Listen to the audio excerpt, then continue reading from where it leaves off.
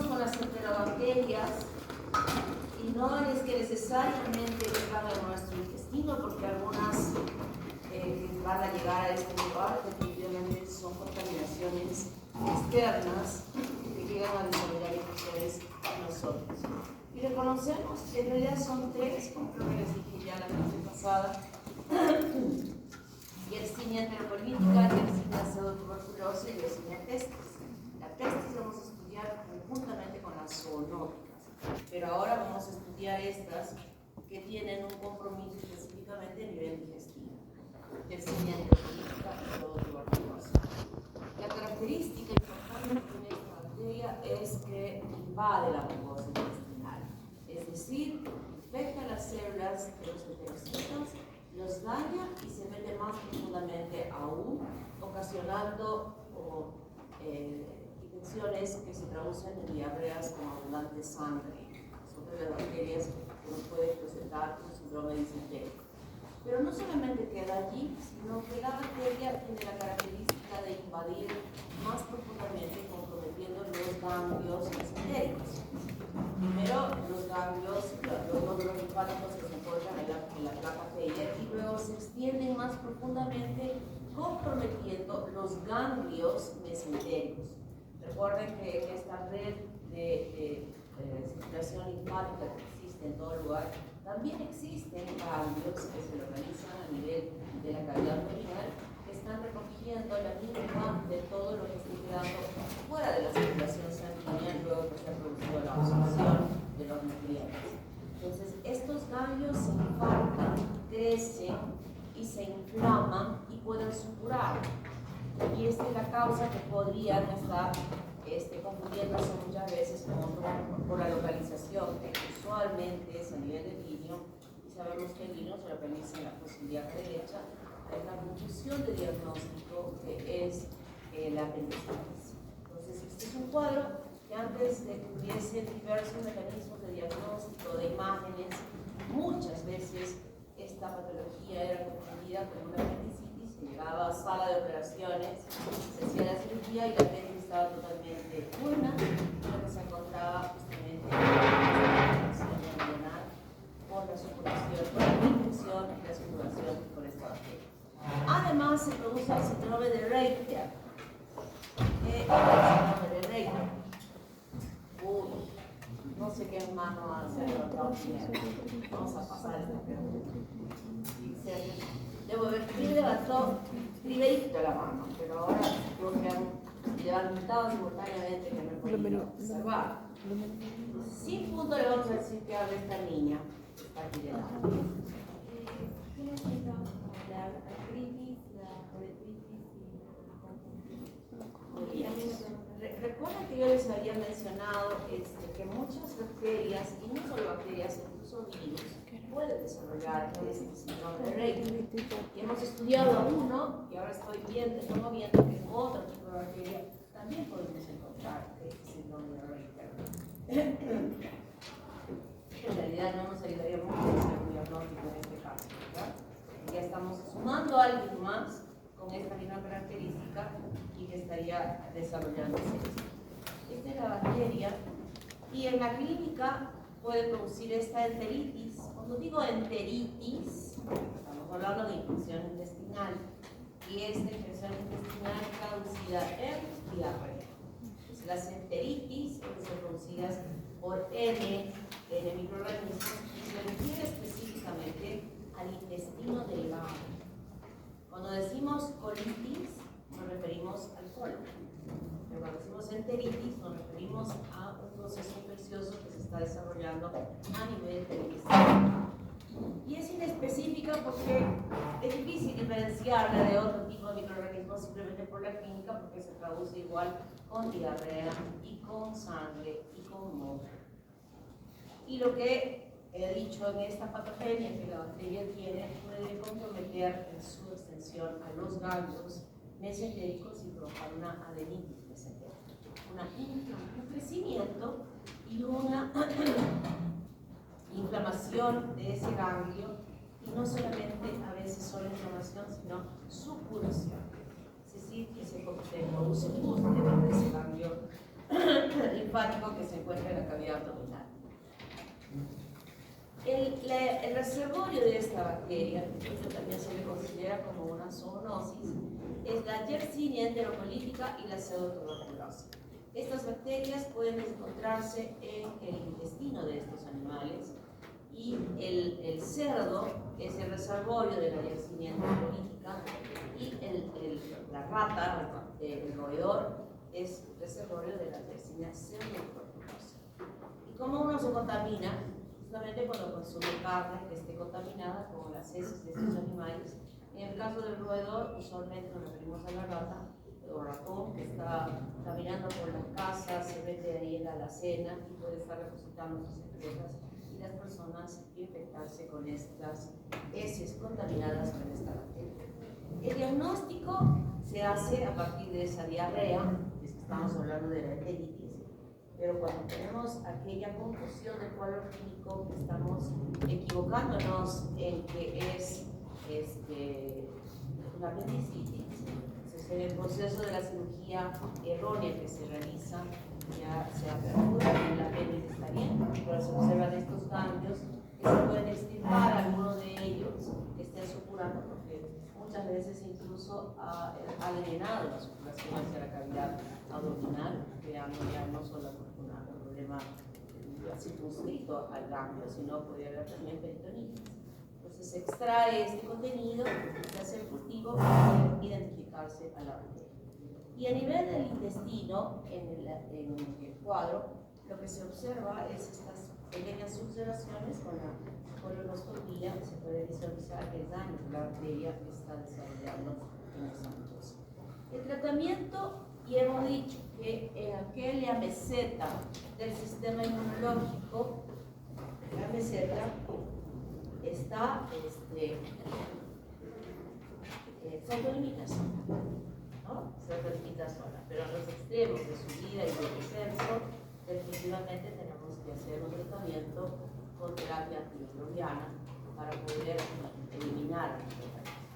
En el mismo caso de la meningitis, que ya se ha diagnosticado, el paciente ha sido operado, no se van a sacar todos los ganglios comprometidos, sino se quitan los que estén supurando y se da la terapia antimicrobiana para que pueda resolverse progresivamente en los 10 días que se puede utilizar la terapia antimicrobiana para que esos ganglios regresionen y se produzca la curación.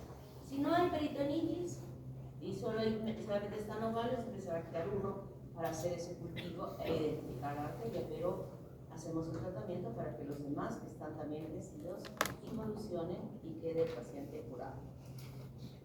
Y bueno, como en todas las diarreas, nosotros tenemos que enfocar el tratamiento usualmente en aquellos casos de síndrome de difusores.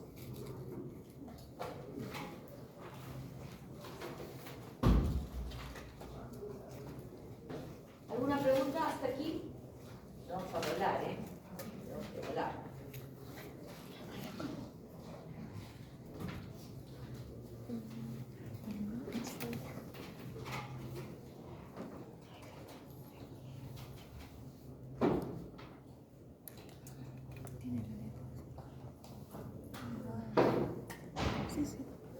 Vamos a estudiar ahora a Legionella. Se llama esta bacteria Legionella en memoria a que ya en algún momento había mencionado que los nombres propios de las bacterias se denominan de acuerdo al lugar donde se identificó por primera vez, ¿verdad? En este caso se colocó este nombre porque hubo una convención de legionarios. Es un grupo que existe en Estados Unidos, igual que con los masones que existen acá, que se reúnen, y estos se reunieron en un hotel en una ciudad de Estados Unidos, donde los hoteles existen, o sea, van a estar ahí, descansan, tienen habitaciones, pero estos lugares tienen salas o auditorios donde se reúnen, igual que el Sheraton en Lima. Una vez prontamente en el futuro ustedes van a asistir a congresos en el Sheraton, uno se puede alojar en el hotel y ahí tiene diversos ambientes para poder hacer estos congresos que se hacen usualmente. Entonces, esta gente que llegó de diversos lugares y los masones, estos legionarios que digo, como los masones, eran personas, muchos de ellos mayores. Y luego unos días estuvieron ahí en su convención, empezaron a llegar las ambulancias a la puerta de la calle, sacaban en camillas a las personas, sobre todo a las personas mayores, que estaban desarrollando un cuadro de neumonía grave en esas personas mayores. Entonces se identificó a la bacteria, que ya muchos años antes había sido identificada en algunos cuantos cuadros, pero en esta oportunidad ya le denominaron, le pusieron un nombre en memoria a la reunión de estos legionarios, y se le llamó la enfermedad de los legionarios, y a la bacteria Legionella pneumófila. Entonces, esta legionela es responsable de ocasionar este cuadro clínico. Es una bacteria gram negativa con un flagelo, con todos los componentes estructurales de las bacterias gram negativas. Y dentro de sus características importantes, aparte de tener flagelos y quintes, tiene una proteína que se llama MIP, que es el potenciador de infectividad del macrófago. ¿Qué significa esto? Que puede ser fagocitado por los macrófagos y que a través de esta inclusión dentro de ellos puede ser transportado a diferentes lugares, pero el foco principal de la infección va a ser el aparato respiratorio. Y luego que ha sido fagocitado, esta bacteria produce una enzima que es la leptolicina fosfolipasa C, que rompe la pared del fagosoma, permitiendo que la bacteria se multiplique en su interior y que luego sea dañada la célula, para traducirse luego en la sintomatología de un cuadro clínico inicialmente respiratorio. Y a partir de este foco, en ese macrófago, las bacterias tienen toda la capacidad de migrar. Entonces, un patógeno intracelular, como mencioné, y que ingresa por la vía inhalatoria, formando este fagosoma, donde se van a multiplicar internamente dentro de él, pero luego la célula es destruida. Entonces, el órgano más importante del inicio de la infección es el pulmón, donde se va a desarrollar bronconeumonía y neumonía. Entonces, estas personas mayores, cuando desarrollan un proceso infeccioso a nivel respiratorio, es usualmente grave. Eso se tiene que meter bien metido en su cabeza. Los problemas respiratorios en la persona, bueno, en realidad todos, ¿no? Pero uno de los procesos infecciosos que hay que tomarle la debida atención de urgencia, es el tracto respiratorio, los ancianos. También, a través de ese macrófago que lo usa como vehículo, la bacteria puede llegar a otros órganos, ocasionando la misma secuencia de daño. El daño de destrucción es intracelular cuando ingresa, y luego es destruido el fagosoma y empieza a dañar la célula, que se va a traducir en daño a estos órganos. Entonces, en la clínica, como he dicho, que inicialmente ingresa por la vía respiratoria, puede ocasionar infecciones subclínicas. ¿Qué es una infección subclínica? Una infección subclínica es que no traduce síntomas y signos, pero está ahí la bacteria con ellos. O puede ser una cosa súper simple, una cosecita sencilla que aparentemente no traduce una enfermedad, ¿no? Esa es una infección subclínica, sin clínica, sin síntomas, sin signos. Luego está la enfermedad de los legionarios, que ya había mencionado, que es producida por esta legionela pneumófila, y también produce la fiebre de Pontia, que se parece a la enfermedad de los legionarios, pero de un curso benigno. O sea, es como una bronquitis no grave, sencilla. Y puede producirse, con este conocimiento que tenemos que puede irse por todo lado, llegar a desarrollar infecciones a nivel de la piel, a nivel del riñón, el corazón, en la pericarditis, provocar abscesos. O sea, esa destrucción celular va a traducirse en formación de abscesos en cualquiera de los lugares donde la bacteria pueda llegar. Pero lo hace a partir de la vía inhalatoria. Entonces, en la epidemiología sabemos que este microorganismo es ubicuo, está en cualquier lugar, pero está más relacionado a sistemas de aspersión, donde en este lugar, por ejemplo, donde se produjo, se inició este proceso, era una convención que hay usualmente en los auditorios. que se enciende en el auditorio cuando hay un montón de gente. El aire acondicionado. Y ese aire acondicionado tiene un sistema que tiene agua para humedecer el ambiente cuando está moviéndose el aire. Y en ese agua se ha encontrado que puede proliferar amebas, o sea, protozoarios. Y estos protozoarios, recuerden que esta bacteria es intracelular, entonces estos protozoarios sirven de medio ambiente para que estas bacterias puedan multiplicarse. Y cuando se produce la aspersión, la distribución en ese aire acondicionado a nivel del ambiente, está eliminando en el ambiente las bacterias. Por eso es que al momento de respirar, de inhalar, estas personas empezaron a inhalar esta bacteria. No es frecuente en nuestro medio porque casi no tenemos tantos de aires acondicionados, pero en Lima puede ser frecuente. Y mucha gente se enferma, pero no es usual que nosotros investiguemos sobre esta bacteria cuando tenemos procesos respiratorios. Más nos enfocamos en que puede ser un Streptococcus pneumoniae o un Piógenes o un Haemophilus influenzae, que pensar en esta bacteria. Pero como la terapia antimicrobiana se parece mucho a lo que se usa en ello, frente a este también, entonces sin saber si está curando este tipo de enfermedades.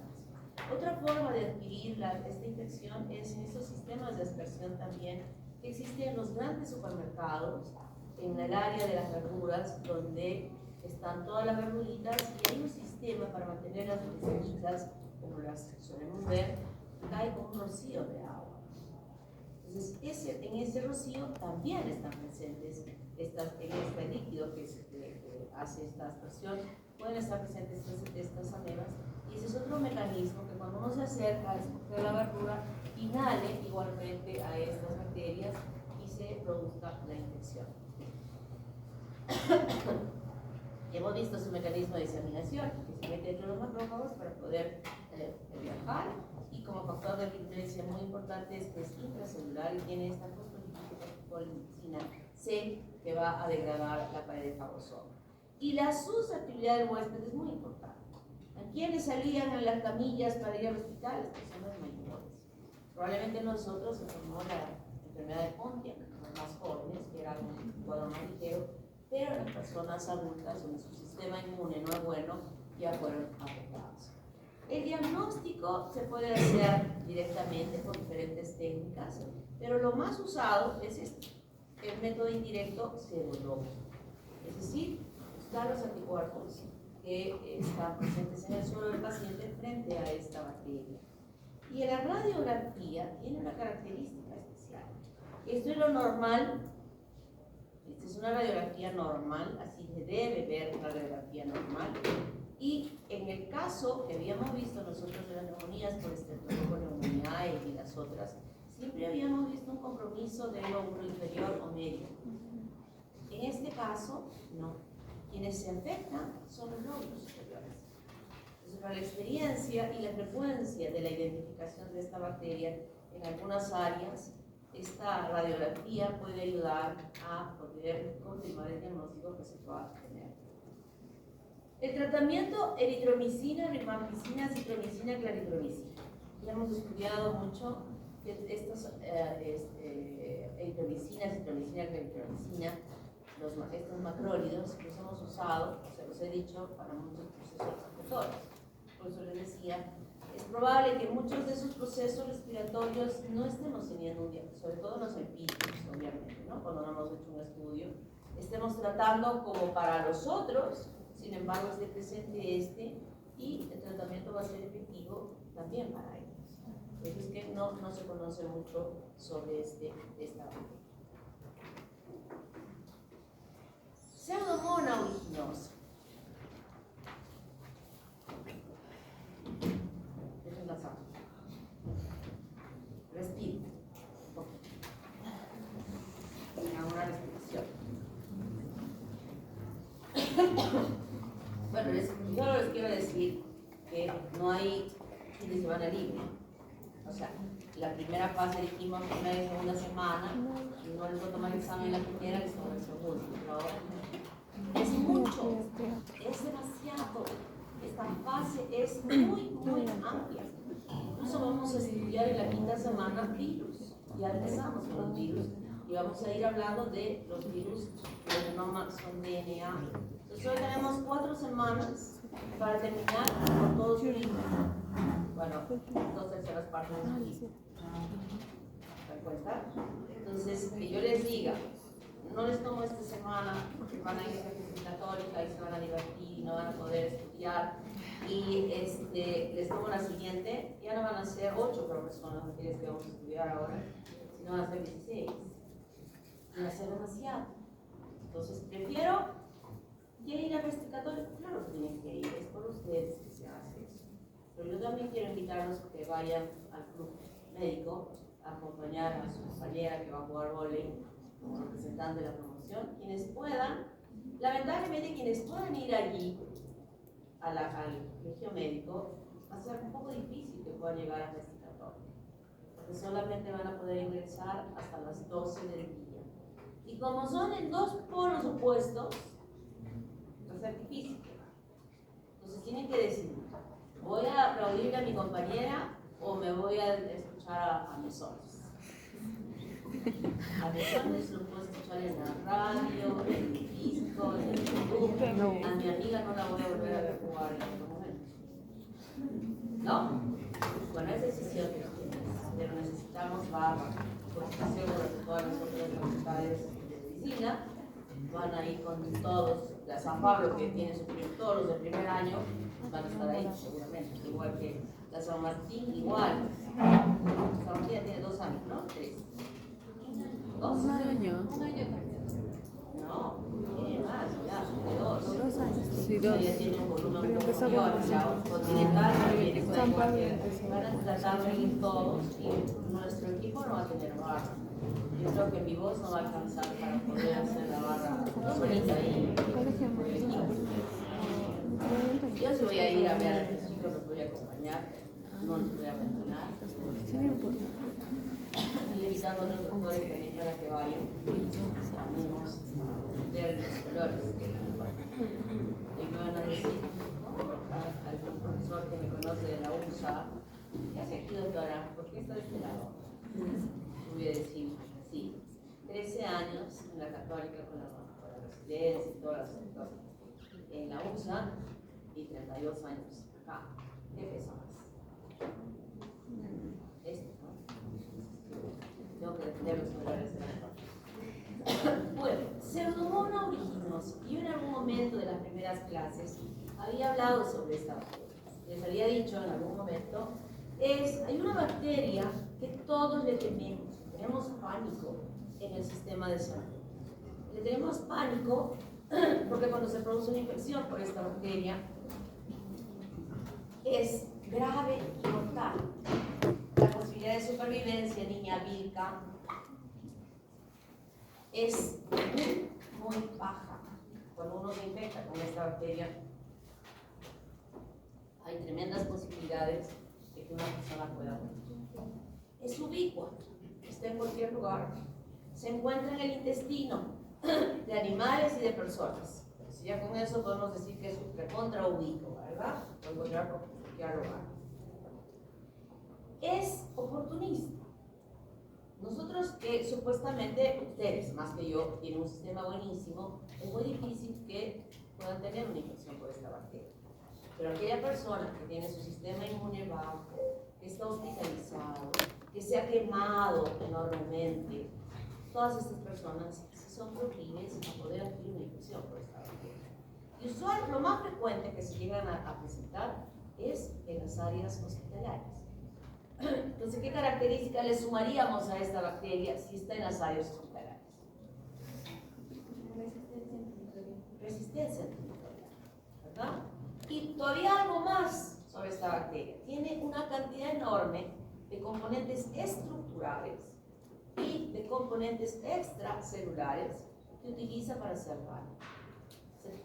Habíamos dicho en unas bacterias su lipasa, su amilasa, su ácido hialurónico, ¿verdad? Aquí tiene todititas, ha quitado todititas las bacterias y se la ha cogido y ha sumado muchas más para poder ocasionar daño. Entonces, por eso es que una persona se infecte con esta bacteria, hay que considerar que es muy peligroso y nosotros tenemos que llamar al capellán del hospital para que venga a recibir la confesión de esa persona y llamar al abogado para que haga ya el testamento, porque casi en un 90% más las posibilidades de supervivencia van a ser ese 10%. El 90% va a ser que se vaya. Esta es la bacteria que le tenemos terror y pánico. Es un bacilo relativo, es chiquito, no es grande. Tiene una capa polisacárida que ya sabemos que es efectivo, que va a ser parte de su patogenia, y un flagelo polar. Y dentro de los componentes celulares tiene las fimbrias, que ya sabemos para qué sirve. El flagelo igualmente le va a ayudar a invadir los tejidos vecinos luego que se por su dispersión. El polisacárido de envoltura, que primero sirve de adherencia y luego es tóxico para los neutrófilos. Tiene un exopolisacárido mucoide, que está compuesto de arginato, que también le sirve de adherencia, es como una biopelícula que inhibe la fagocitosis y que inhibe la acción buena que puedan tener los antimicrobianos para destruir la bacteria. Entonces, ni siquiera estoy hablando de resistencia a través de un mecanismo de resistencia, sino inherente ya a su estructura, parte de ella evita que los antimicrobianos puedan actuar sobre la bacteria. El lípido A, ya conocemos todos los efectos que pueda tener el lípido A y cuando se produce la infección, va a ser parte del desarrollo del cuadro clínico. El antígeno O protege a la bacteria del complemento, igual que en otros casos de otra bacteria. Las proteínas del shock térmico permiten adaptación ante la bacteria del estrés que se esté desarrollando, le ayuda a sobrevivir y induce una respuesta por el huésped fútil, diría yo. Fútil significa que no sirve, realmente que no sirve. Como factores extracelulares están las enzimas como la elastasa, la proteasa alcalina, que permiten inicialmente una adherencia tisular, invaden los tejidos, al invadirlos necrosa ese tejido, degrada las inmunoglobulinas que estén presentes a nivel de las mucosas o que estén presentes en el tejido y ocasionan daños, específicamente daño a las colagenasas 4 y 7 y daño a los quemados y daño a la córnea.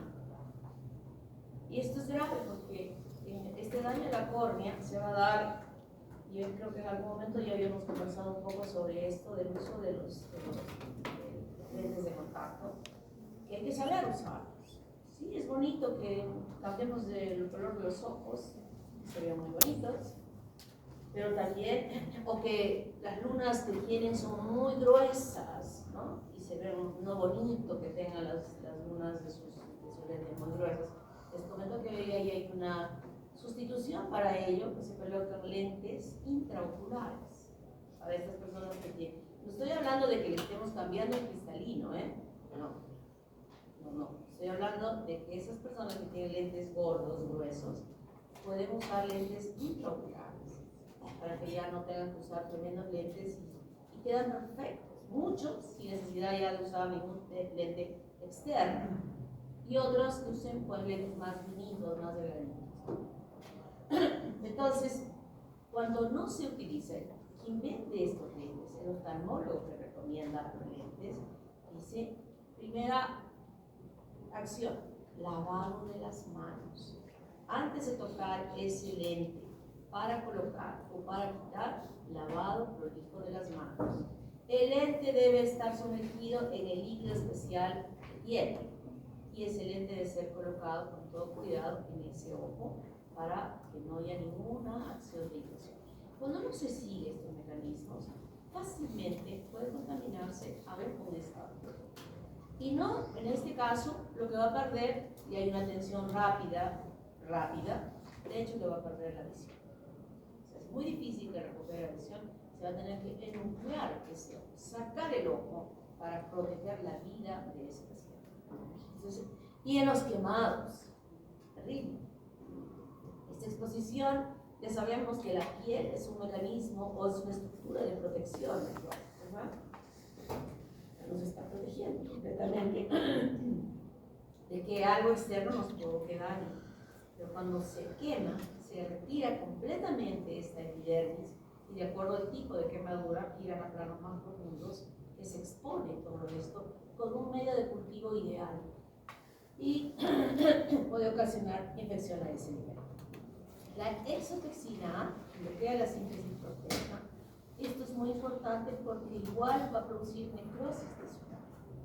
Esta exotoxina no solamente actúa en el lugar donde se está produciendo la infección, sino puede a través de la sangre llegar a extensiones, fundamentalmente a las partes más periféricas de los miembros de manos o pies, que esto podría estar provocando la mutilación de los dedos y progresivamente de los miembros superiores e inferiores.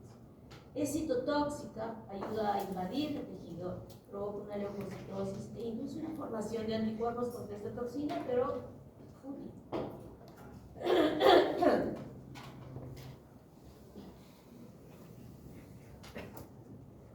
La exoenzima SR, la S, facilita el daño en los quemados, y la R, el daño a nivel del pulmón. Cuando se produce una neumonía por pseudomonas, puede haber una necrosis de ese pulmón y posible permitir que haya una recuperación de ese pulmón totalmente afectado. Favorece que se invadan los tejidos y hay una diseminación hemática que permite que esta pueda llegar a otros lugares. La citotoxina que produce es letal para los leucocitos. Las fosfolipasas dañan las membranas citoplasmáticas de las células de los tejidos y ocasionan mayor daño.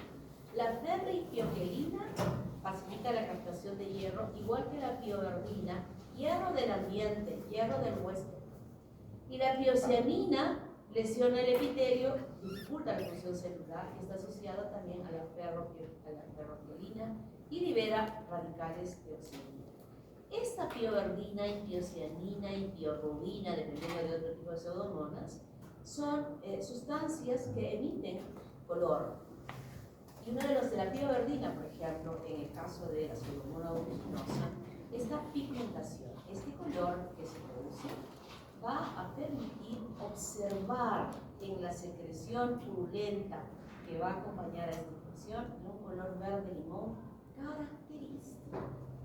característico que solo macroscópicamente ya nosotros podemos decir esta persona está infectada con pseudomonas. Y vamos a ver ese color y lo vamos a ver en los cultivos. En los cultivos hay un medio objetivo que nos va a permitir observar claramente esto. Entonces, dentro de los cuadros clínicos que podemos ver por esta infección, infecciones del tracto respiratorio. Entonces, exoenzima SR con un daño específico a nivel pulmonar. Infecciones urinarias, pacientes diabéticos, pacientes que estén en el hospital conectados a una sonda vesical por algún problema neurológico que les impide movilizarse. Fácilmente puede ingresar pseudomonas a desarrollar esta infección. Infecciones osteoarticulares.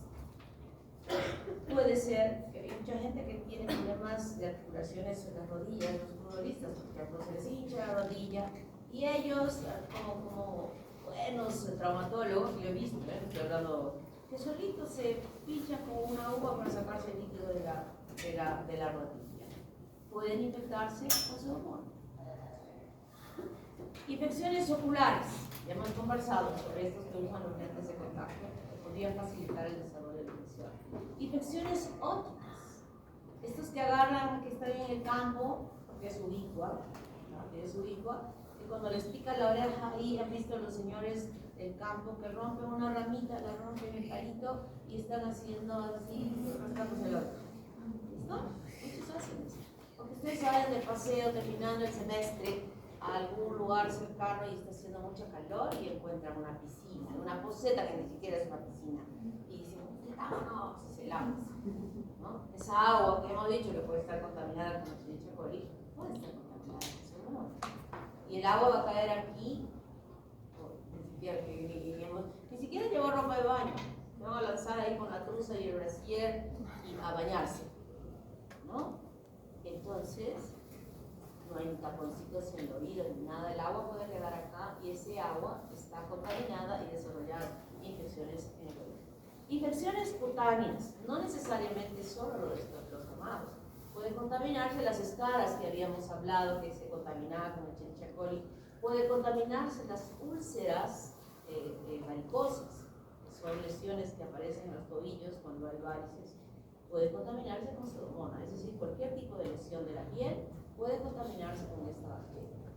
Y a partir de cualquier foco, producirse una bacteriemia, permitiendo a la bacteria llegar a otros lugares donde puede ocasionar, por ejemplo, una endocarditis o una infección meningia o infecciones gastrointestinales. Es decir, no hay un lugar donde esta bacteria no pueda llegar y desarrollar una infección. Esta es una infección por Pseudomonas.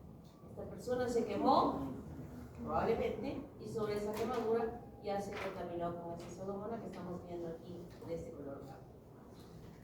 La toxina a distancia está dañando y quemando y destruyendo, provocando una necrosis.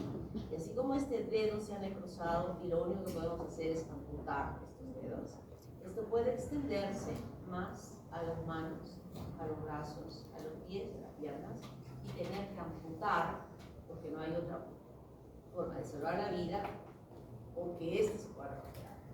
Esta persona se pinchó la uña por debajo, qué terrible es cuando nos pinchamos con algo, ¿no? Por aquí.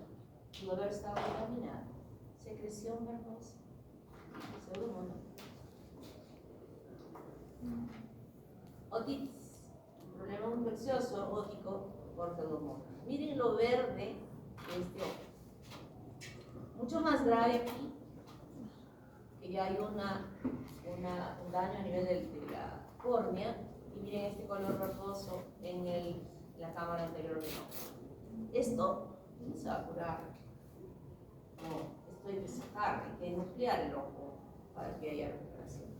Este es el color típico y característico de la infección por Pseudomonas. Ese color verde. Ese color verde.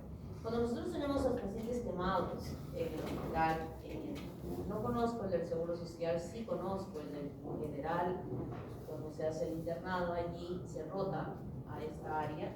Total, si ustedes van a entrar el próximo año, por el 7, al hospital y van a entrar a la sala de operaciones, les van a exigir que vayan rigurosamente bien vestidos, así como les exigimos en microbiología, máscara, gorro, etc. Y su mandilón. Como que el cuidado sí, es importante que haya un cuidado importante de cuidar la esterilidad del ambiente, pero cuando llegamos a hablar de este sitio, es diferente. Aquí sí, la gente que está ahí se viste. ¿Se acuerdan cuando hubo la pandemia del COVID, cómo se vestían los médicos, que parecían astronautas? Exactamente igual la gente está trabajando dentro de este ambiente, cuidando de no contaminar.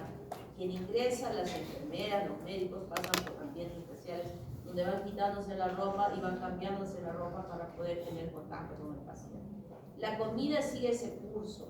Los pacientes que están en la unidad quemados, de recuperación en grandes quemados, no es chiquitita, es grande, es larga en el tiempo, y una de las características es que se desnutre. Su alimentación tiene que ser súper nutritiva, con gran cantidad de proteínas. Y todo lo que la gente, la familia pueda llevar, seguro asumo que nadie lleva porque les dan la comida, pero en general hay que apoyar esto. Huevos y frutas y todo lo demás pasa por un lugar de eliminación de microorganismos para que pueda el paciente acceder a alimentarse correctamente. Entonces, todos los días el personal allí está así, no se haya metido Pseudomonas en el paciente. Pero a veces ya entramos, ni siquiera hemos destapado todavía las sábanas del paciente y percibimos un olor dulzón aún más. Entramos y sentimos ese olor, Dios mío, Pseudomonas. Levantamos las sábanas y vemos esto. El apósito que está cubriendo la herida del paciente de este color. Inmediatamente se tiene que aislar al paciente, desinfectar, hay áreas ya en el hospital para poder hacer esto. Y si lo tenemos en hospitalización, no en quemados, de un caso como por ejemplo este no va a estar en el servicio de hospitalización, este es una osteomielitis aperturada, y si está en otro ambiente, igual tiene que aislarse completamente, encerrar al paciente, cambiarse de la ropa cada vez que entramos y salimos del ambiente en las curaciones que vayamos a realizar, porque es un foco de transmisión y estaríamos poniendo en riesgo la integridad de los demás pacientes. O sea que esta es una bacteria que nosotros tememos muchísimo. Esta chica hermosa, bella, era reina de un estado en el Brasil. Yo la veo bonita, pero las mujeres a veces no se ven bonitas, siempre quieren estar más bonitas, y se empezó a hacer una serie de cirugías. Probablemente aumento de gusto, porque las brasileras tienen el gusto muy chiquito, característico de las brasileras. Y sé que hasta en los hospitales como el general ponen prótesis mamarias. No son felices con sus glándulas mamarias. Probablemente se hizo algo de esto y como resultado de la cirugía se infectó con la pseudomonas. Tuvo un progreso de daño, todo lo que estamos viendo en las imágenes anteriores se fue dando en ella. Le amputaron las manos, las piernas, se iba avanzando la infección. No, felizmente murió porque imagínense tan bonita y luego mutilada. Pobrecita no hubiera podido aceptarse luego de ser tan bonita con todas estas discapacidades, ¿no? Entonces es una bacteria que destruye, a la cual quiero que desde este momento ustedes la respeten y sepan que existe una, que hay que tener mucho cuidado y manejar lo que nosotros tengamos, los casos que tengamos, con mucho cuidado para que no seamos responsables de que se contamine con esta bacteria. El diagnóstico, el aislamiento, la identificación, ustedes dirán, ay doctora, pero si estamos viendo la secreción verdosa y el olor dulzón, ¿para qué la voy a cultivar? Tenemos que cultivar, porque hemos dicho al principio que dentro de sus características es que es resistente a los antimicrobianos. Y al ser resistente a los antimicrobianos, entonces necesitamos hacer un antibiograma para saber, a ver, ¿qué puedo usar? ¿Hay algo que puedo usar? Y muchas veces no hay nada. Todos los cartoncitos que empleamos, a todos es resistente. Y preguntamos a los laboratorios, ¿hay alguna droga nueva que haya salido para esa bacteria? No. ¿Qué hacemos? Llamar al padre para que dé los santos óleos o que se confiese, porque el pronóstico es muy mal. Y se va a hacer tipado y hacer una biotipa, la genotipia, pero para nosotros esto es lo importante, la sensibilidad antimicrobiana. Este es el color que vamos a ver en la práctica, en el medio del cultivo, que nos va a ayudar a identificar. No tengan miedo. Que se vayan a infectar. Mientras estén con su mascarita, mientras estén con sus guantes y mientras que salgan del laboratorio con las manos bien lavadas, esta semana, por ejemplo, deben estar lavándose bien antes de salir del laboratorio. ¿Cuántos bacterias de Shigella se necesitan para hacer un cuadro clínico de cirrosis? 10. Con 10. Y un 10 es de haber hecho. Así, ¿se acuerdan cuando hicimos el GRAM y de solo hacer así ya salían 800.000 bacterias? Imagínense, o sea, como un roce, una cosilla, algo chiquito les puede dar shigellosis. Y a quien le dé shigellosis, está jalado. Vamos a ver.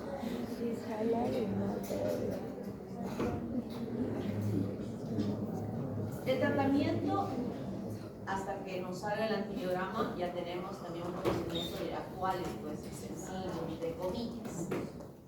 Y empleamos las carboxipenicilinas, las cefalosporinas de tercera y cuarta generación, como ceftazidima, cetilima, cetilona. Juntamos antimicrobianos para potenciar un poco mejor el tratamiento empírico que podamos haber iniciado desde el principio, porque tampoco es que voy a decir, es resistente a todas, esperaremos el antibiograma y ya empezamos el tratamiento. Eso jamás vamos a hacer eso, por si acaso. Hacemos el cultivo, sacamos la muestra para hacer el cultivo, pero inmediatamente estoy aplicando el tratamiento empírico. Por favor, cuidado que estén distorsionando ustedes lo que yo hablo. Para eso ustedes son increíblemente distorsionadores. ¿Usted ha dicho esto? Yo nunca he dicho eso, jamás. no, usted ha dicho eso, ustedes interpretan mal. Siempre se debe, con las posibilidades que tengamos y donde estemos, hacer un cultivo para hacer el antibiograma, ¿sí? Pero antes de tomar la primera medicación. Y después de eso, empíricamente podemos usar estas combinaciones de un beta-lactámico más un aminoglucósido con la polimixina B y la E, que es la colistina, que podría estar dándole a la bacteria, Dios mediante, en cachetadas. Oye, no te puedes dividir, cachetada y cachetada, ¿no? Y bueno, lo triste es que cuando sale el antibiograma no hay una sola que pueda hacer.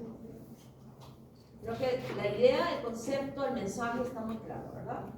Tener muchísimo cuidado con esta bacteria que es ubicua, que es oportunista, que es resistente a los antimicrobianos, que tiene muchos agentes de patogenicidad y que desarrolla cuadros clínicos graves.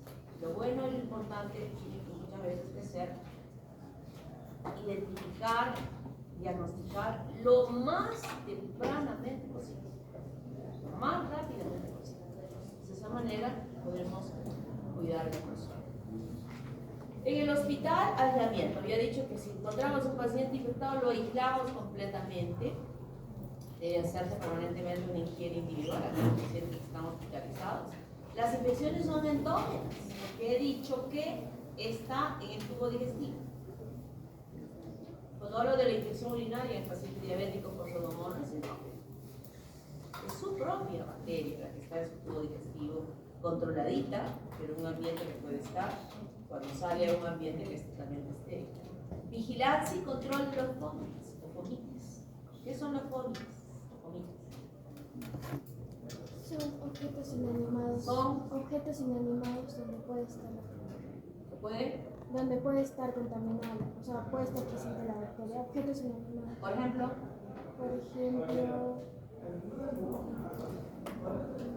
no. Objetos como, no sé, una mascarilla.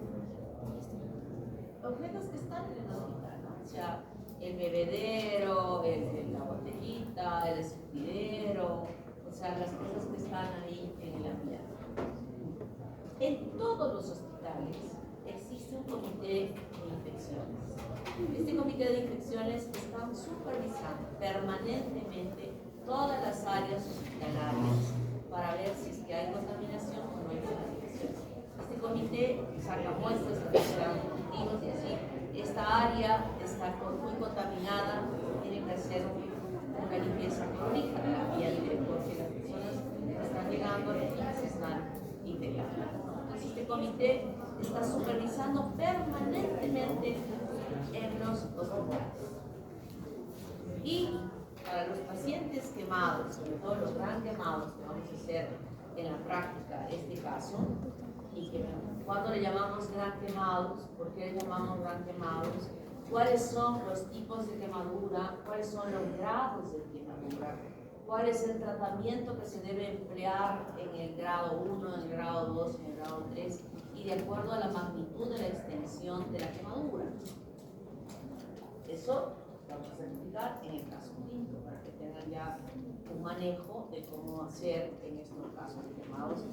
Hay vacunas para quemados, pero no se utilizan todavía en nuestro medio. Preguntas. De lo que dijo que se podía usar un beta-lactámico con médico que sea una penicilina, pero ¿con qué beta-lactámico se podría? Pues con penicilinas a grandes, o millones por vía endovenosa, puede asociarse, o con caramicina. El gran quemado, ustedes han escuchado la noticia de hace poquito de una deflagración, ¿verdad? Que ha sucedido en México, que se ha caído, se ha volcado un camión que llevaba gas y se extendido, y ustedes han visto las fotos de que caminaban con toda la piel que se les iba cayendo del cuerpo. O sea, hay tiempos, ¿no? Las primeras 24 horas, las 48, las 72 horas.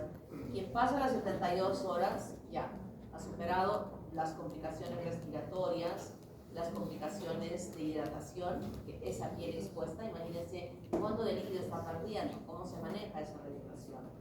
Todos los órganos vitales que estén funcionando ya a una vida. Y luego viene la otra parte, la infección. O sea, el riesgo de infección de esas personas, que todo su cuerpo esté quemado, pues, con todo el cuidado que se pueda tener, es difícil. Ahora hay diferentes tipos de tejidos no humanos que se utilizan para ponerse en la piel, como mallas, la piel de la placenta, no la placenta, la membrana amniótica.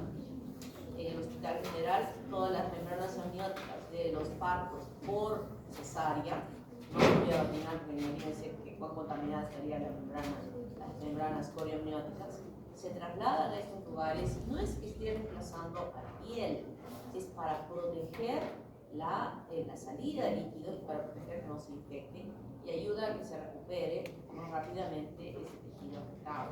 Entonces hay unas mallas especiales, hay mallas que se elaboran de todo tipo de material que se emplean. La misma piel del cerdito, el delito puede ayudar también, pero aún así es muy difícil. Entonces, esa segunda parte es el riesgo de las infecciones, que pueda permitir la supervivencia de esa piel. Frente a eso es que se actúa empíricamente y siempre se hace efectivo. Si es que estamos en estos lugares donde hay estos centros de unidades de quemados, siempre va a ser un hospital. Y allí se va a hacer, hay la posibilidad de hacer estudios. No es posible tener un gran quemado pues, en el pueblo donde ustedes van a ir.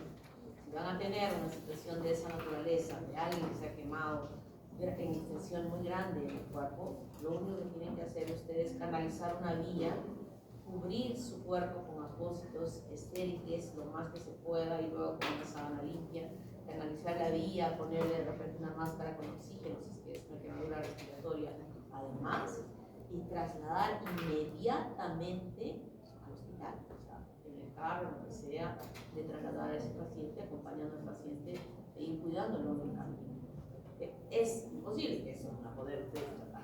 Claro que si viene con la mano quemada o una parte de su cuerpo más pequeña, ustedes van a poder atender en su pueblo sin ningún problema. Pero cuando hablamos de grandes quemados, entonces se requiere de un soporte, de una asistencia muy, muy especializada para lograr la supervivencia de ese paciente. Es muy difícil. Lección. ¿Cuánto nos falta? ¿Un montón? La mitad. 8:45, ¿no? Me aceleras.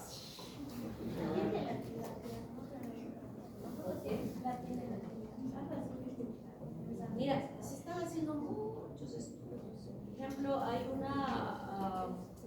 ustedes cuando van a la playa no hay el muy, ¿sí? Pues esa muy tiene en su caparazón un material que se llama quitosán. Y el quitosán, a partir de ese quitosán, se han empezado a desarrollar unas mallas especiales para cubrir justamente estas áreas extensas y con muy buenos resultados. O sea, repito, no es que vamos a reemplazar la piel con esta, no, es para ayudar a que el tejido granule más prontamente y pueda recibir un trasplante como interno, o sea, de su propia piel. Las personas que, no todo el cuerpo, no es personas que hemos visto ahí, que estaban quemados, yo caminando, los poros, se les caía la piel ahí. De algunas partes del cuerpo se va sacando la piel, ¿no? Y se coloca pues un pedacito de piel así que se saca como esta cuchilla que tenemos para pelar las papas, que es una cascarita finita que sale igual, ¿no? Saca la capa más superficial de la piel y luego este pedacito se pone en unos aparatos que se llaman expansores. Se agarra una puntita y se mete, es como que pusiéramos ahí como un sello. El sello se presiona y le hace huequitos especiales. Entonces luego se abre y los huequitos se van abriendo y este pedacito ya no es de este pedacito, sino puede ser de este pedazo. Y los huequitos va creciendo la piel, cerrándose en las áreas donde no ha habido contacto de esa piel directamente con el tejido granular y va cubriéndose. Entonces, si se sacan pedacitos de las áreas que están bien para cubrir estas partes y de esa manera ya va recuperándose en la piel, ¿no? Y lo otro es que hay que cuidar mucho de estas partes de cuello.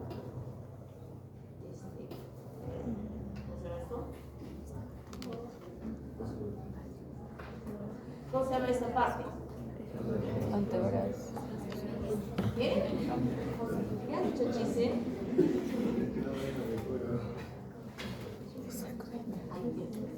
Esta partecita de acá, así si decimos acá en la rodilla, fosa cocínea. ¿Qué? Fosa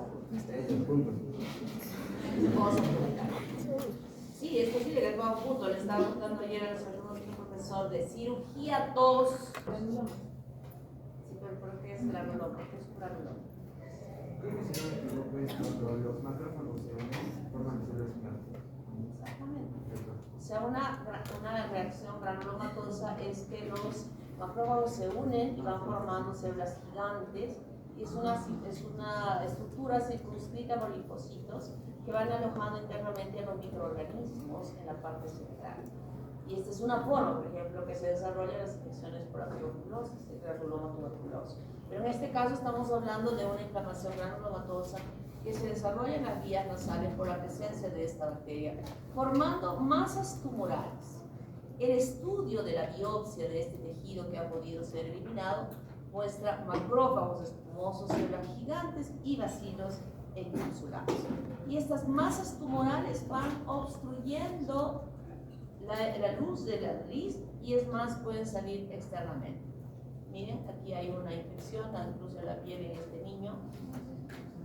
Y aquí está en estos gránulos, como se ve, como las masas van creciendo, se van desarrollando. Miren, aquí hay otra masa e incluso salen externamente fuera. Y esta es la ocena, la pus purulenta que sale por la nariz cuando se produce la infección. O sea, no solo Klebsiella produce infección urinaria o problemas neumológicos, sino que también puede ocasionar estos problemas a nivel de las fosas nasales. El tratamiento: ciprofloxacina, trimethoprim, sulfametoxazol, cefalosporina pseudomónica de tercera generación y rifampicina. Pero, y he dicho, hay una buena cantidad de estas bacterias que son resistentes a los antimicrobianos. Entonces hay que hacer un buen cultivo para corregir o adicionar un buen tratamiento para resolver el problema, sobre todo en los problemas de neumonías por aspiración. Helicobacter pylori. ¿Esta es la última?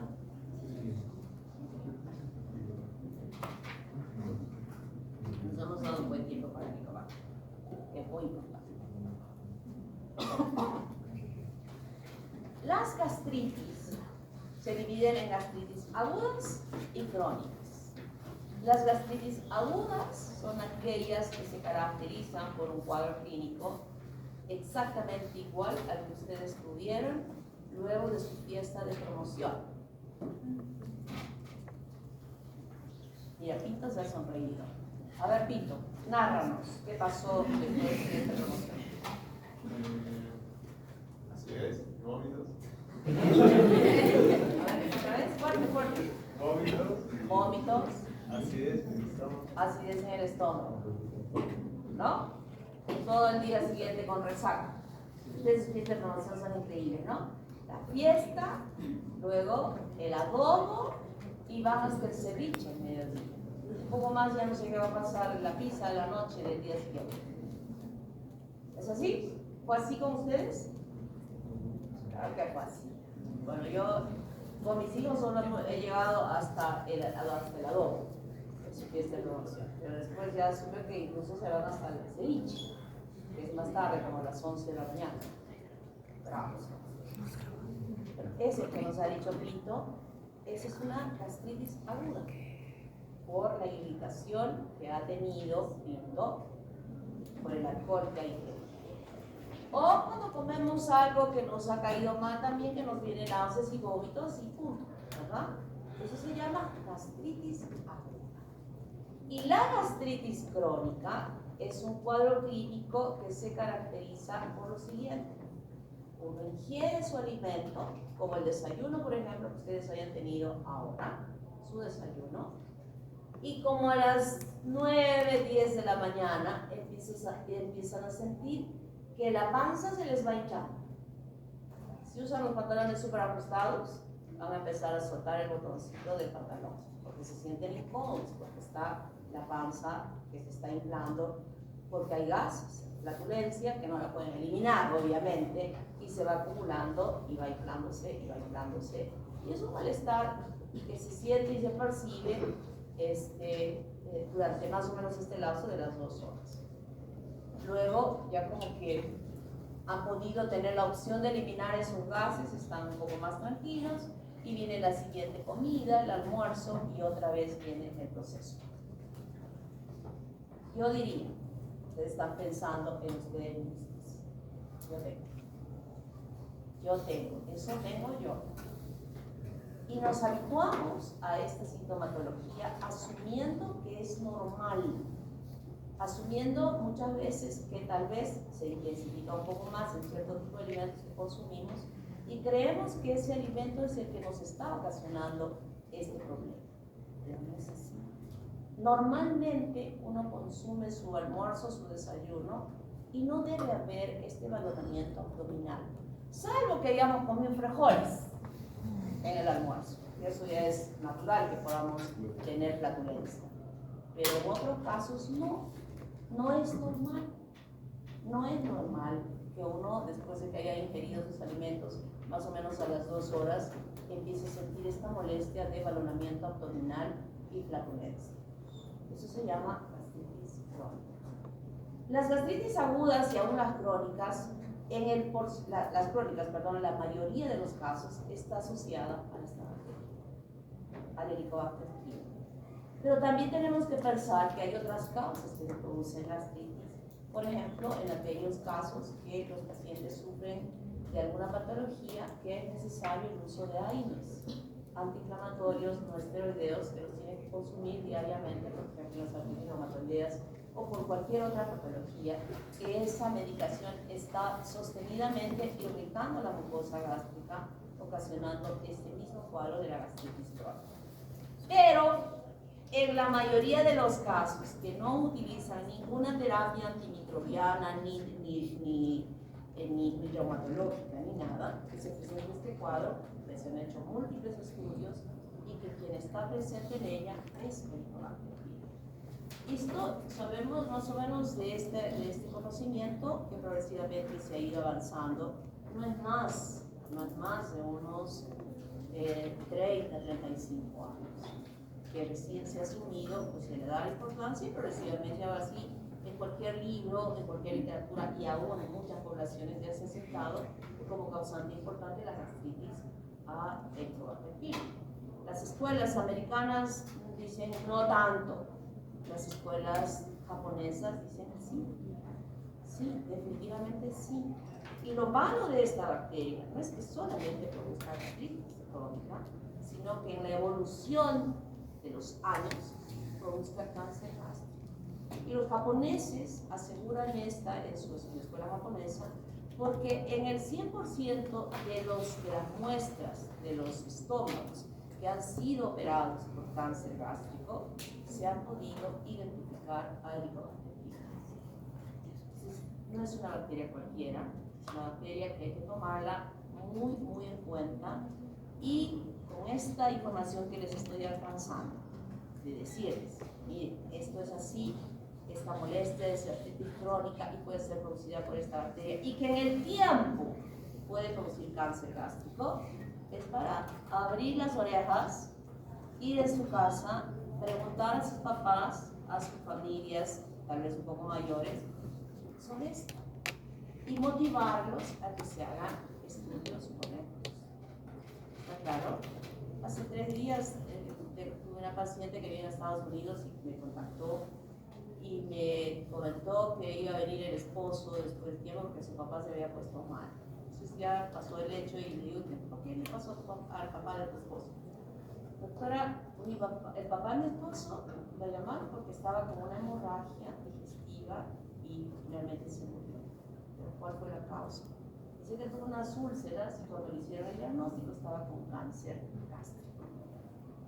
Fue rapidísimo, bajó de peso en los últimos meses y fue rapidísimo. Oye, pero no, fue él al hospital, sí tenía su seguro, en el seguro. ¿Y qué le decían? Le dieron solamente por la molestia que tenía, le dieron solamente omeprazol y líquidos blancos. Y no le hicieron una endoscopía. Esto, o sea, cáncer, sí es verdad que viene poco a poco, pero hay cositas que van avisando. Por ejemplo, esa bajada de peso en una persona mayor, sin una motivación, alguna ingesta que come bien y baja de peso, es una alarma.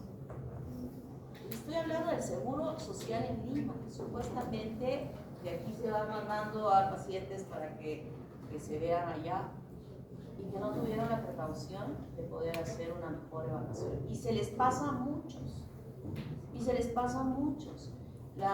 ¿Quién estudió en Sofiano? ¿Hay alguien de Sofiano? Había una profesora hace unos años que todos los días, o sea, tenía estas molestias y se iba al seguro y salía cada mes con su bolsa de pastillas. Omeprazol, ranitidina, etcétera, etcétera, etcétera. Y al siguiente mes igual, un año, 2 años, la señora yendo así. Hasta que un día empezó a vomitar, y no paraba de vomitar. Fue al hospital, diagnóstico, y alguna obstrucción intestinal que está provocando el vómito. Hay que operar inmediatamente. Se ve que aquí los intestinos se han amontonado. La operan, la abren, un cáncer gástrico que se había extendido en toda la cavidad abdominal. La volvieron a cerrar, no querían hacer nada. Y murió a todo el tiempo. O sea, iba al seguro. O sea, no se fue a un chamán para que le diera sus matecitos, nada por el estilo. Iba al seguro. Entonces, esta es una patología que avisa que ahorita yo les estoy informando de que esta molestia puede tener una causa y puede tener una consecuencia si no se llega a atender. Ese es el Helicobacter pylori, que es un bacilo gram negativo, curvo y espiralado, que mide, es muy delgadito y tiene 2.5 a 4 kilómetros de longitud. Tiene 4 a 6 flagelos unipolares muy importantes a su patogenia. Aquí hay las gástricas y no gástricas del género Helicobacter, nos importa solo el pylori. ¿Cuáles son los determinantes de patogenia? La movilidad. ¿Cómo ingresa esta bacteria? A través de contaminación de agua, de verduras y del beso. O sea, yo podría decir que esa es una infección de transmisión sexual, por el beso, parte de la sexualidad, ¿verdad? Podríamos decir. Y ahorita vamos a decir por qué. Entonces, esta bacteria que ingresa por acá, con esos flagelos, toda bacteria que ingresa a la cavidad gástrica puede ser afectada por la acidez del estómago, ¿verdad? Pero el flagelo hace que la bacteria llegando al estómago lo movilice tan rápido. Esta es la cavidad del estómago y sobre la superficie de la mucosa hay una gruesita capa de moco, ¿verdad? Hay moco. Entonces la bacteria hace los flagelos hacen que la bacteria atraviese el moco y se localice directamente sobre la superficie de las células.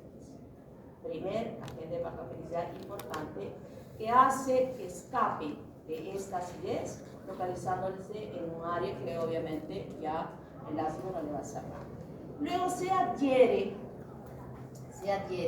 y empieza a producir una enzima, que es la ureasa, que modifica el pH circunscrito, convirtiendo o produciendo amoníaco desde la urea. Y este amoníaco modifica el pH, que va a facilitar su supervivencia en un pH de 6 a 7. Produce, luego que ya está establecida y que empieza a multiplicarse, produce una proteína que se llama PAC-A, que es una citotoxina vacuolante, ¿Qué significa esto? Que va dañando la morfología del enterocito y va formándose como unas vacuolas en el interior de estas células, activando la interleucina 8, que va a mediar las células de la inflamación aguda y va a permitir que se sigan formando mayor número de vacuolas en las células estas, modificando la estructura de esta célula progresivamente en el tiempo, que va a condicionar a que se produzcan metaplasias y displasias. Factor importante de la modificación celular que va a ser el camino a esto que yo he hablado del cáncer, del adenocarcinoma a ese nivel.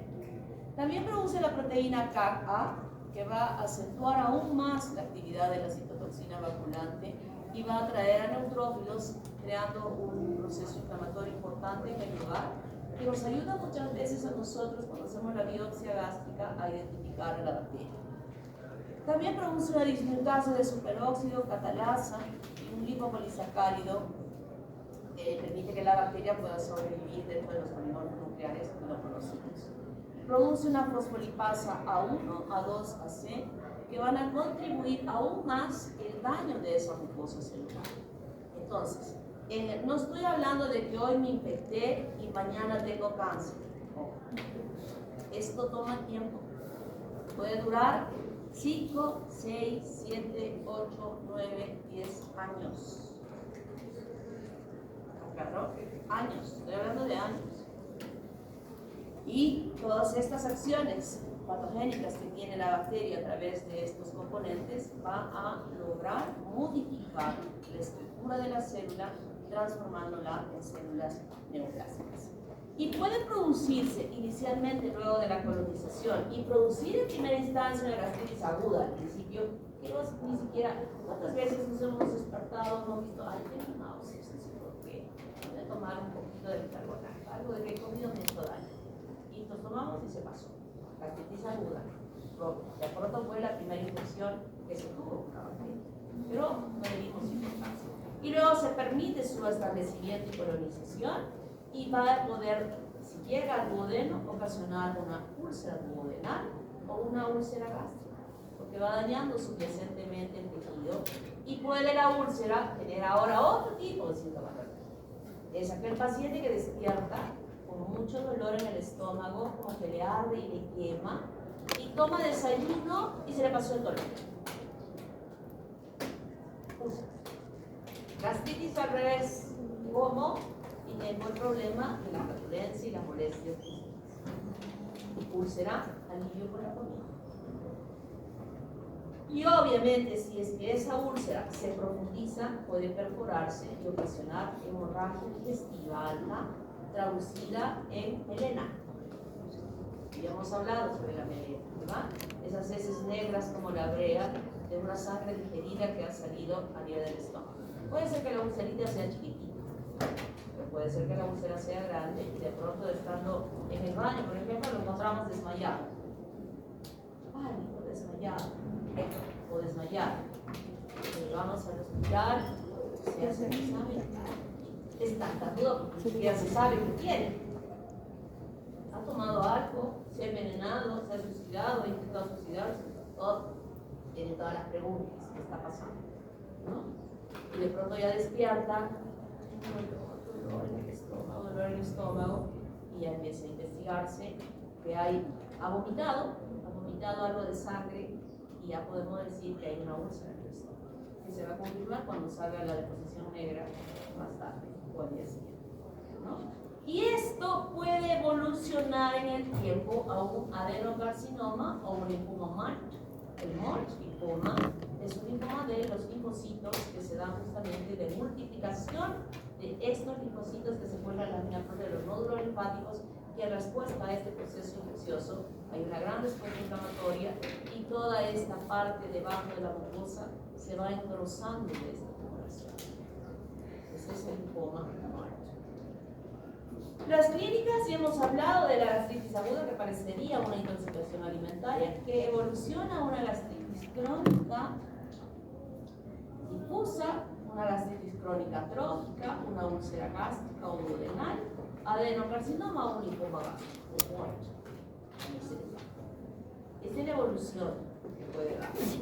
Las características de todo esto que estamos viendo pueden darse o observarse a través del cuadro clínico o a través de una endoscopía, un examen que se hace introduciendo el endoscopio hasta la cavidad gástrica, extendiéndose incluso hasta el duodeno.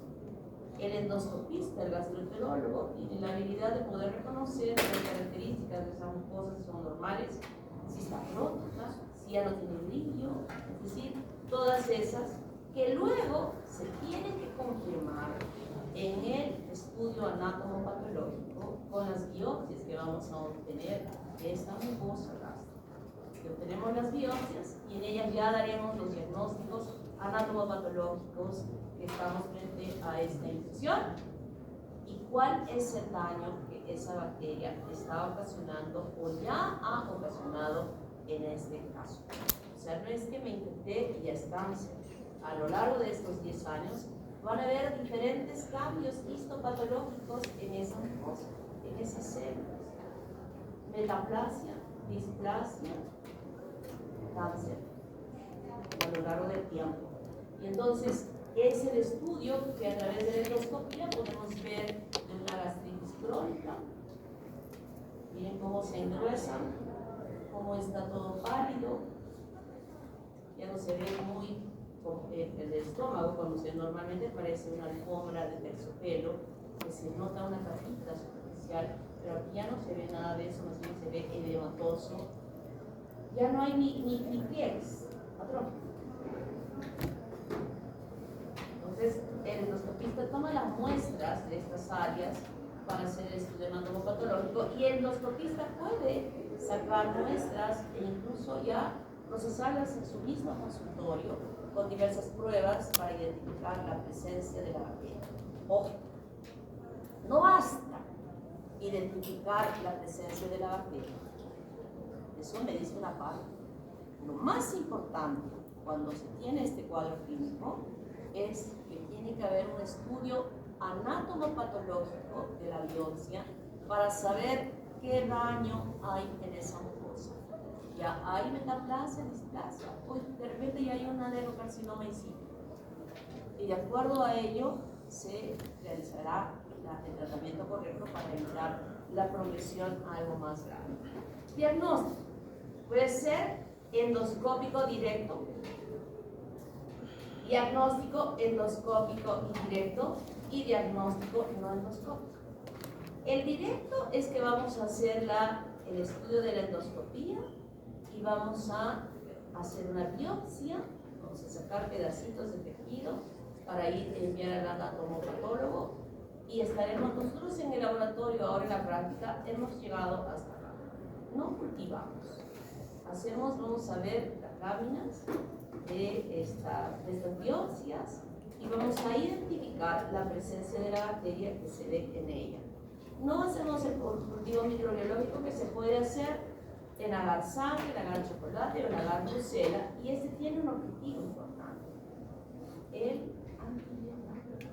Cuando vemos un paciente que está infectado con esta bacteria y estamos viendo que está reiteradamente, a pesar de haber hecho el tratamiento que se le va a aplicar, sigue y persiste con la sintomatología, le volvemos a hacer una endoscopía y seguimos encontrando la bacteria, ahí hacemos, o sea, no estamos usando un esquema correcto para el tratamiento. El diagnóstico endoscópico indirecto es el que hace justo lo que les decía el endoscopista en su laboratorio. Tiene las pruebas para hacer la prueba de la uriasa, que se va a pintar, saca el tejido, le echa el reactivo, se pinta de color rosadito fucsia, como no habíamos visto, y dice, tiene Helicobacter, pero no sabe cuánto daño ha hecho esa mucosa. Eso es microscopio.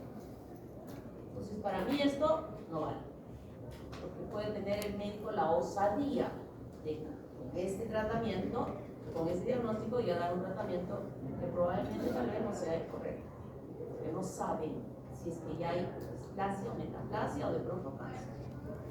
Y el diagnóstico no endoscópico se hace en suero o en saliva, donde puede haber anticuerpos que se puedan detectar en ella, con pruebas especiales que se hacen.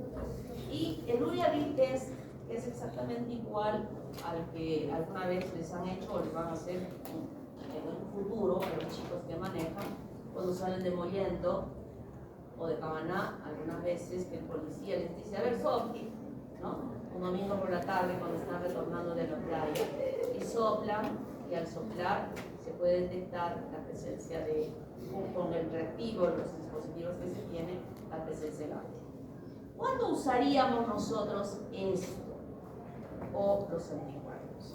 He dicho que yo lo considero esto como una infección de transmisión sexual porque puede transmitirse a través del beso, ¿verdad? Entonces, en los tratamientos que se hacen a una persona que tiene sintomatología, no solo se le debe hacer el tratamiento a esa persona, sino a su pareja. Y a la pareja le podemos hacer estas pruebas, porque algunos dicen, ¿qué te pasa? Yo estoy bien, a mí no me duele el estómago, pero puede ser un cortador. Y si no corregimos a la pareja que transmite a través del beso, fácilmente la persona se va a volver a infectar. Ojo, hay un graso error en que muchas personas piensan que luego que se han hecho este tratamiento una vez, ya se curaron para toda la vida. ¡No! ¿Es posible que les dé neumonía varias veces? Sí. Esto es igual.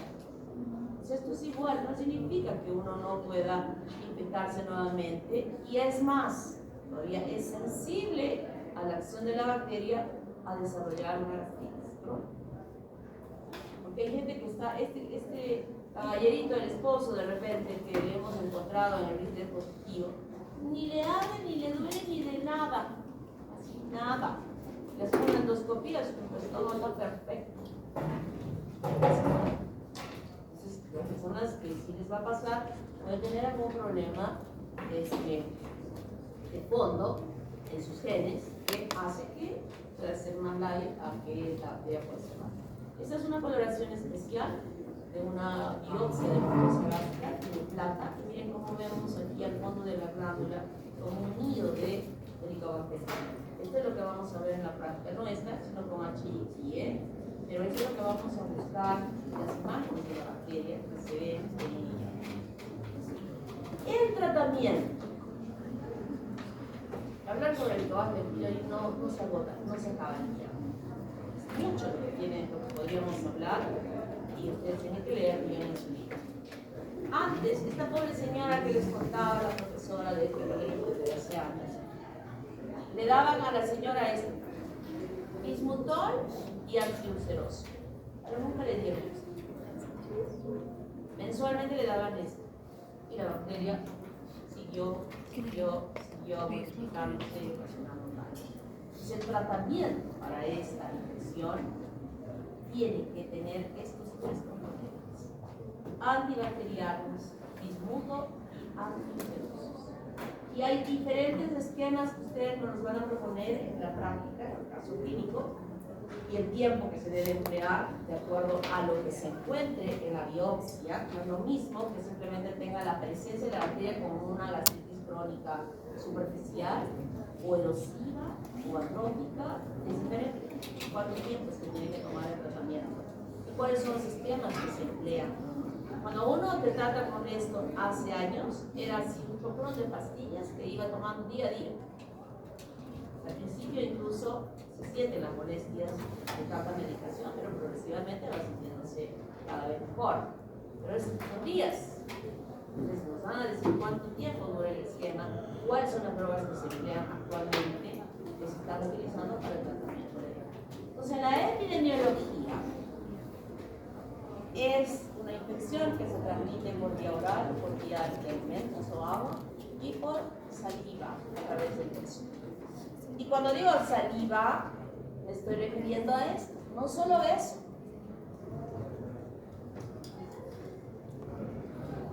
¿Qué vieja tiene el vaso? ¿Cuántas veces he escuchado eso? Pero siguen van vuelto, ¿no? A la costumbre antes de la pandemia de que con un solo vaso toda la collera toma la cerveza.